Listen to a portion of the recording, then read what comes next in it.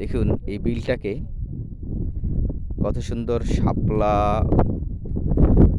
এখনো ফোটেনি, কেবল শাপলার পাতাগুলো ছড়িয়ে উঠতেছে। এখানে রাতে অনেক অনেক গ্রামবাসী বা গ্রামের অনেক লোক আসে মাছ ধরতে।